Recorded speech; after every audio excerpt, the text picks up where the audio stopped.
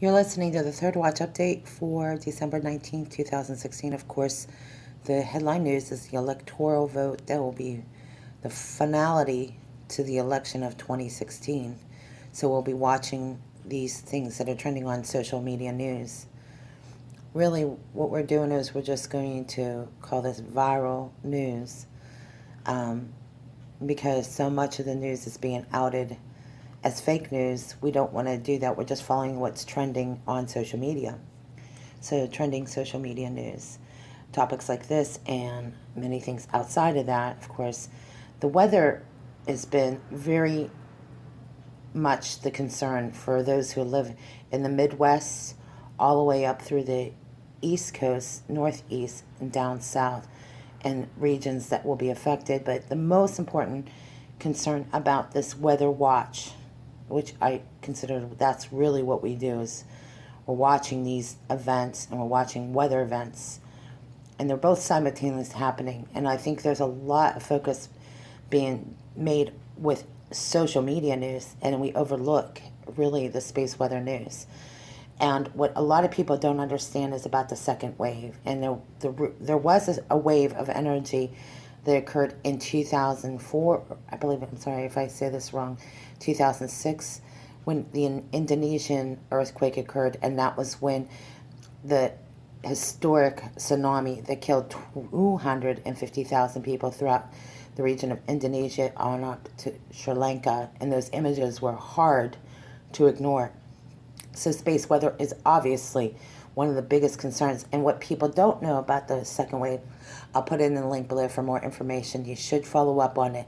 Here are the things that you can watch for right now as the second wave will be approaching December 25th and 26th.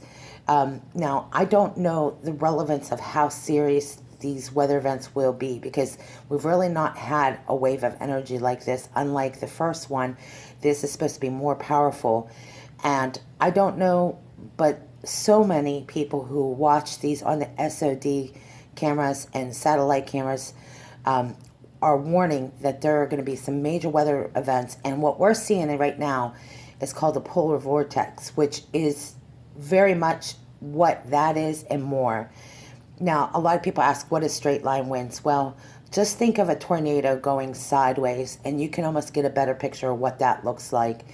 And that's what straight line winds are. And these are the kind of winds during the winter season that will be not even devastating, but actually crippling.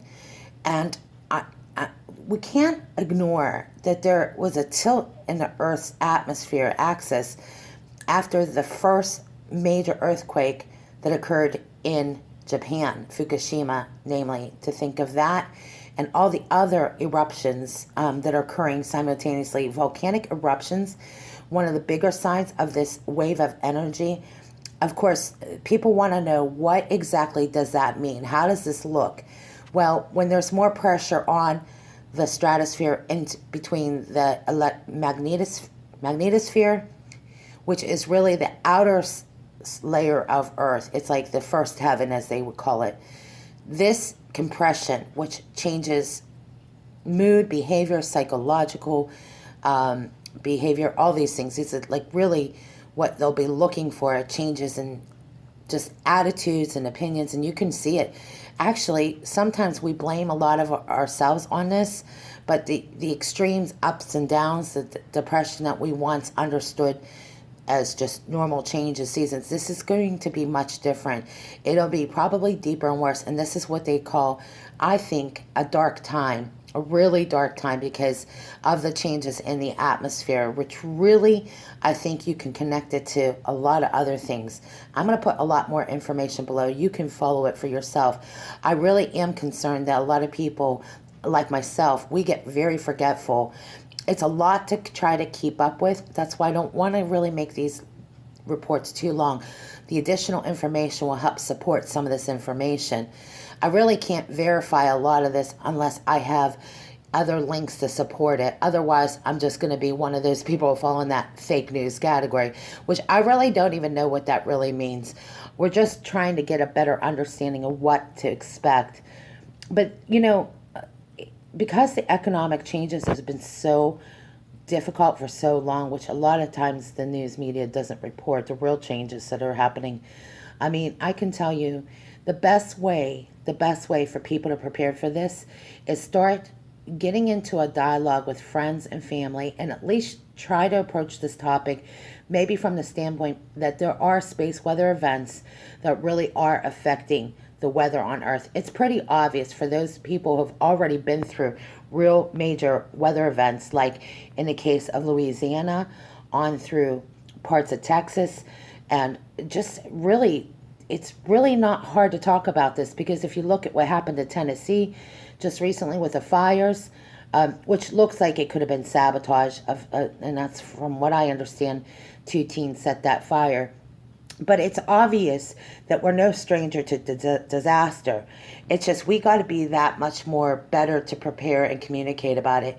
And there are things you can do. I know that one of the things about having prep and survival needs is just really keep it simple. You know you need as much food to survive on, and really it comes down to being able to do for yourself and be able to cook and really just have your supplies together and be able to really think about what you want to do first. Of course, you don't want to panic. You want to have some sufficient medical supplies, vitamin C, vitamin D. These are essential things you should have already, but you have a little extra on hand for at least 30 days. And I would even go as far as if you can afford to do extra things, please do that. But other things like a heat source. I mean, a lot of people don't even have something as simple as an extra burner that will not, um, where you won't have to be dependent on your stovetop. I mean, things like this, like even getting a couple sternos at the Dollar Tree, it's just that simple. You make sure you have enough sternos as a heat source, bottled water, and just make sure you have ways to heat and cook food. And of course, the average and more than an extra supply of food that would for each person would be able to be sufficient. And by the point that you would have to use this stuff, you would know how to at least implement plan B. Plan B meaning you're going to have to resort to your reserves. Having a reserve is not only helpful to you and your family and those around you, but if you have a reserve and you have additional supplies, you'll be able to provide for other people. It's really essential to include not just yourself, but other people, because you know in events of emergency, you're not even going to be thinking about these things. You're just going to want to act. And most people during crisis all they're doing is they're on a different wavelength. And this is where your prayer life really matters. You know, a lot of people they think it makes no sense to have a prayer life, but I don't know anybody who rationally goes through this without some sort of handle on where they stand with their faith. I know this is one of the things that we overlook too much, and I'm the first one to say things, you get caught up in things and you get off track so easily. It's just too easy to get distracted. So make sure you make this a consistent part of your walk. Make a routine out of just getting up in the morning. See, to me, if you don't have that routine down before you go into a crisis, I'm not expecting you to implement, your prayer routine. I would get in the habit of doing it before it gets to that point. There's a part of the Bible that says pray without ceasing, in and out of season. You don't wait till a tragedy happens to go and pray about all this stuff. This is why we do a lot of preparation, because we want to be of the mindset that, yeah, we are proactive. We're not on defense, but we're on offense. By playing offense, you're just being that much more prepared. The most people that are prepared and ready to handle crises have less likely to stress out, get upset. And, your faith is going to be shaken to some degree or another, but it doesn't have to ruin your life. It doesn't have to cause you to go into a deep depression. And, this is where confidence is. Confidence is about building your confidence, building up your upline, as some people say, just knowing your resources, knowing how to get around. Even for people who have really little supplies, they have resources. They still find other ways to get creative. And I can't think of the things that most people overlook, but just having, like me personally, I don't have a lot of money in food, but I always want to keep a big container of peanut butter in my car if I get stuck in traffic or something happens, keep some bottled water nearby in my, glove compartment or wherever. Those are the critical moments that we love to have those supplies when we best need it. Even have an extra blanket. I can't think of these things being a bad idea, especially when it gets in the way and you realize, thank God you had it when you had it. So there's a ways to really make an effort. I can't imagine a mom and dad right now getting in their car and in this weather not thinking of those things in advance. Unfortunately, because of weather and because cars break down, it's always good to be prepared. This is actually really just trying to be proactive. With that note, like I said, I would reinforce anybody to make sure you follow up with all kinds of topics on this. Space weather is one thing, crisis and medical supplies are another, and just having basic first aid as well. These are things that you can just really look up on Pinterest. You can really look up a lot of good information and just be ahead of it. I can't say that anyone I know that's overly prepared. There's no such thing. It's good to have always go through some kind of maneuvers with your families. Like, this is what happens when the electric goes out. This is what happens when we don't have heat. This is what happens when we have to, really double up on some things. Or, these are things you have to walk through in your own mind, what you know best about your family. One of the things that really concerns me about families is that there might be some conflicts. Resolve your conflicts quickly, and try to find a focus or a goal after you resolve that conflict. Like an example, like if you have a really long-standing conflict, just say, listen, we've had this conflict. It may come up from time to time, but let us always be able to focus back on why it is we're doing this. One of the things about being a team and a leader, and everybody has to fulfill some role as a leader. No one should be ahead of the pack. Everyone has a real responsibility to step in when others can't. That's why I emphasize, as much as we're followers, we got to be leaders. Everyone has a responsibility to show some leadership in any team. You don't want just one person and then not have any leadership. Everyone has something to gain when everybody plays a role as leader.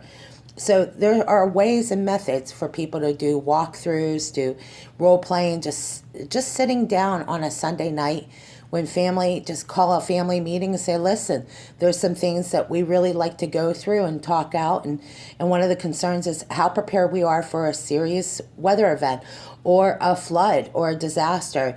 And you can pretty much grade everybody on their performance, and then you can do some walkthroughs. This takes really stepping out of your normalcy bias and get creative. You can learn a lot when you walk through it. I know when I went through this before, I thought to myself, I thought I was prepared. Boy, it really, really woke me up. I was really stunned how easy and how quick it is to run out of reserve in food and water. I mean, it was literally days, less than a week, where I was like, wow, this is really running out that quickly. So what we sometimes think is enough, when we go through it, you realize, wow, this is not enough. Just other resources that I've listed here below. There is so much wealth of information out there. Unfortunately, it's just finding the time to really do a short list and make sure it's efficient and quick. You don't have time to think these things through. You want to make sure that list is there. Put it aside in a duffel bag or a storage container that you know it's available to you. Really, when you are thinking like this, you really know that panic takes over pretty quickly. So having like a list, an instruction list, and making notes for yourself and throwing it in that storage container does not hurt. Anything you can do to ease and comfort everybody and yourself through it, it's always, always wise. With that said, I want to end it with this. Most people, they need to have some kind of understanding of why it's important we know all this, because really It comes down to faith. It really comes down to those things. That's the one thing that Christians are going to have to confront is you might be the more prepared one, and you're going to be in that much more danger. The threat level will be that real. And if we don't know anything about the end times scriptures and the prophecy about this time period, we either are going to enter into it really soon or we're right in there, one or the other. But we're going through a season where it's very possible these changes will be right in front and center. So it's always good to know where you stand in every area of your life. Being that much more prepared makes you that much wiser. Thank you for listening.